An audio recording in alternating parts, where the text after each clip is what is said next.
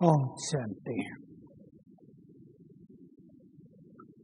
हम सभी के लिए परम सौभाग्य है कि हमने भगवान को इस धरा पर अवतरित होते हुए देखा है। अनेक बार देखा है, न केवल देखा है बल्कि उसके वाइब्रेशंस का सुख प्राप्त किया है। सभी जो समर्पित बैठे हैं उन्होंने बार बार देखा है।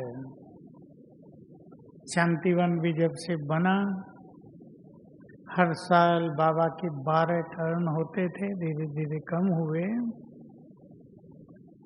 25 साल में 300 बार तो बाबा आ गए।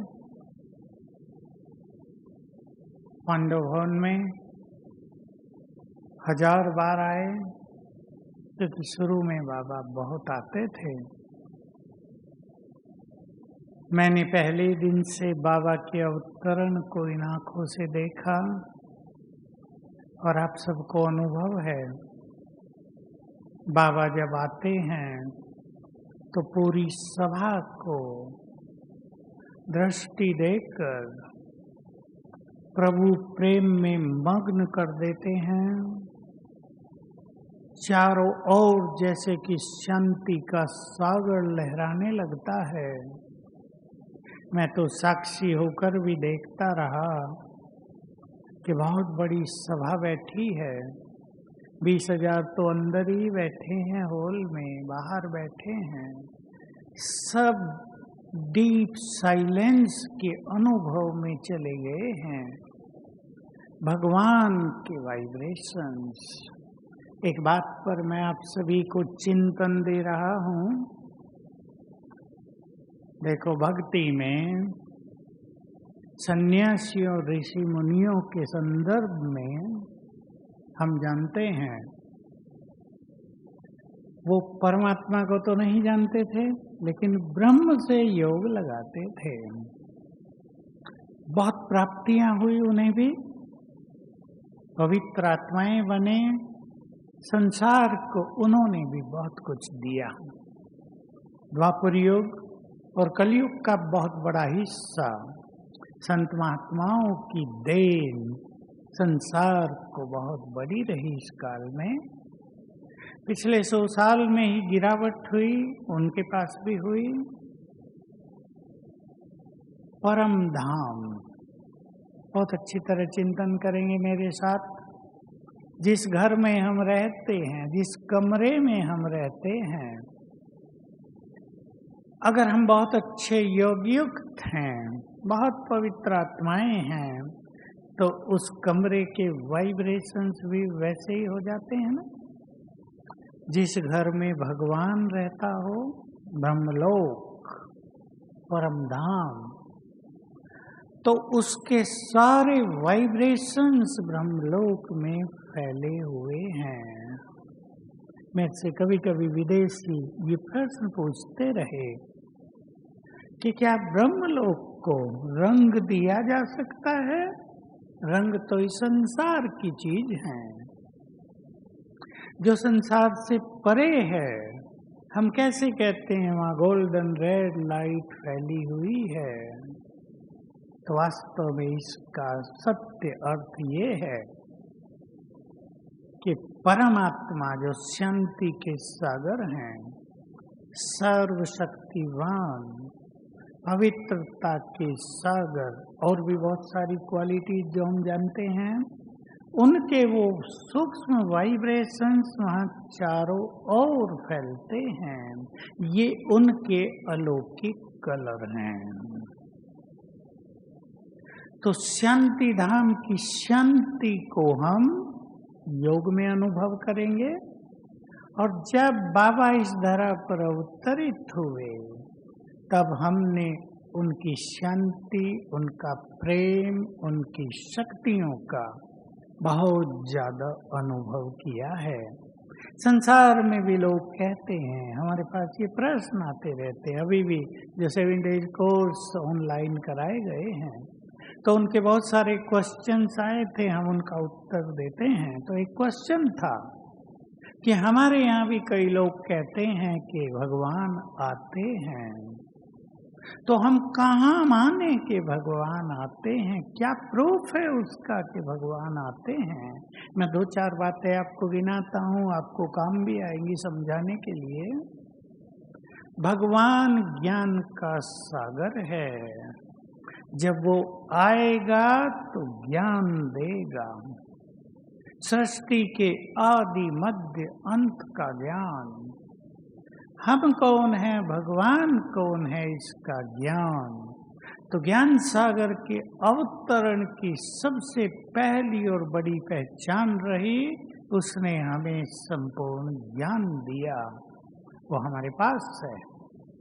और संपूर्ण ज्ञान की पहचान होती है कि इस ज्ञान को पाकर हमारी खोज समाप्त हो गई। बहुत गहराई से विचार करें आप। लोग वेदों के विद्वान बन गए, लोगों ने पूरी गीता याद कर ली, उपनिषद 6 के 6 दर्शन सबका ज्ञान ले लिया, पर खोज खत्म नहीं हुई थी। सब कुछ पढ़ के भी लोग पूछते थे आखिर मैं कौन। ये भी समझ में नहीं आया कि मैं कौन हूँ। और देखो ईश्वरीय ज्ञान की पहचान, खोज समाप्त हो गई। हम सबका अंतर मन मानता है, सब कुछ जान लिया, कुछ भी जानना शेष नहीं रहा। दूसरी बड़ी पहचान भगवान के अवतरण की, वो आकर आत्माओं को पावन बनाते हैं। वो आकर इस कलियुगी संसार को सतयुगी संसार स्वर्ग में बदलते हैं। आप पूछेंगे उनसे जो कहते हैं हमारे यहाँ भगवान आते हैं, क्या उसने आत्माओं को पावन बनाया है? क्या उसने सभी को ये काम दिया है कि इस कलियुगी दुनिया को हमें सतयुगी पावन दुनिया में बदलना है? ये परमात्मा अवतरण के लक्षण हैं। वो सर्वशक्तिवान है। जब वो आते हैं तो उससे कैसे हम योग लगाएं ये सिखाते हैं। जिन शक्तियों को पाकर आत्मा पावन बनती है, जीवन बदलता है। हम पूछ सकते हैं उन सब से जो कहते हैं भगवान तो हमारे यहाँ भी आते हैं, क्या आपका सर्वशक्तिवान से बुद्धि योग लगवाया गया?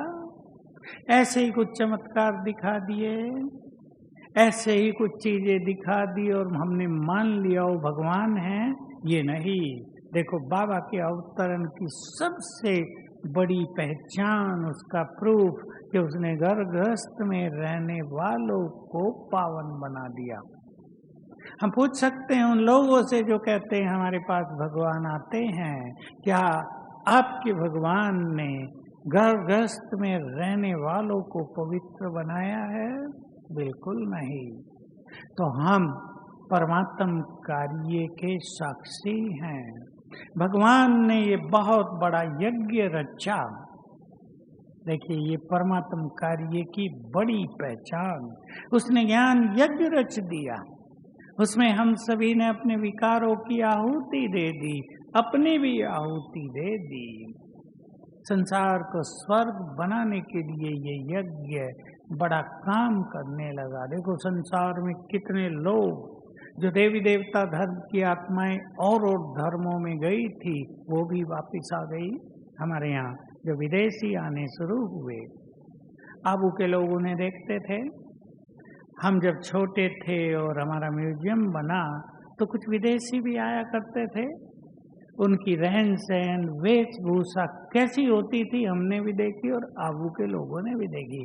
बदबू आती थी उनसे। मास में एक बार नहाते थे, सेंट से छिड़का रखते थे, पाउडर लगा के सेंट छिड़क के वही कपड़े, बदबू आ रही है, कैसे गंदे लगते हैं। आबू में घूमते थे 10-5। हमारे यहाँ आने लगे विदेशी जिनका जीवन संपूर्ण रूप से पवित्र था, खान पान बिल्कुल तामसिक था, ड्रिंकिंग बहुत नेचुरल थी, वो सात्विक हो गए। लहसुन प्याज भी छोड़ दिया, श्वेत वस्त्र धारण कर लिए, दिन में 2 बार नहाने लगे, जिस शरीर से बदबू आती थी सुगंध आने लगी। लोगों ने मान लिया ये है परमात्म कार्य का चमत्कार, जिसने उन सब आत्माओं को सात्विक बना दिया जिन्होंने कभी सात्विकता के बारे में कुछ सोचा ही नहीं था। तो यज्ञ रचा है उसने। यज्ञ रचकर किसके हाथों में दे दिया? हम सब के हाथों में। बाबा कहते ही हैं यज्ञ में पवित्र ब्राह्मण चाहिए, तो हम सब पवित्र ब्राह्मणों के हाथ में बाबा ने ये महान यज्ञ सौंप दिया है। हमें भी बाबा कहते हैं तुम भी अपने को इस देह में अवतरित आत्मा समझो, तो हमारे भी वाइब्रेशंस वही हो जाएंगे जो बाबा के वाइब्रेशंस होते हैं। हम भी वही कार्य करेंगे जो बाबा करते हैं। अब हमें अपने कार्य निश्चित करने हैं। मैं आप सभी को अवेयरनेस देना चाहता हूँ। देखो यज्ञ लंबे समय से चलता आ रहा। 84 ईयर्स हो गए, 85 में जाएंगे हम। लंबा समय हो गया यज्ञ को चलते चलते। अब यज्ञ की जो कार्य विधि है उसमें परिवर्तन हो गया। बाबा आते रहे हमारे बीच में, हमारी पालना करते रहे, ज्ञान की गुह्यतम बातें बताई। आप अगर अव्यक्त महावाक्यों पर ध्यान दें, आत्मा संपूर्ण कैसे बने, बहुत बड़ा सब्जेक्ट है। एक क्लियर राह दिखाई है हम सबको। तुम्हारी बुद्धि एकाग्र कैसे हो, स्पष्ट ज्ञान दिया है। तुम पवित्रता के मार्ग पर आगे कैसे बढ़ो, साइलेंस पावर को कैसे बढ़ाओ, ज्ञान की गुह्यता को कैसे प्राप्त करो, निरंतर योग युक्त कैसे रहो। सारे वेदों शास्त्रों का सार, सारे मनोविज्ञान का सार, संपूर्ण विद्याओं का सार बाबा ने हम सबको सुना दिया है। सुनाया है ना? हमारा कर्तव्य है अब उस ज्ञान की गहराई में जाकर अपने जीवन को उसका ऐसा स्वरूप बना दें ताकि हमारे जीवन से लोग जीवन जीना सीख जाएं। और जीवन जीने की सबसे अच्छा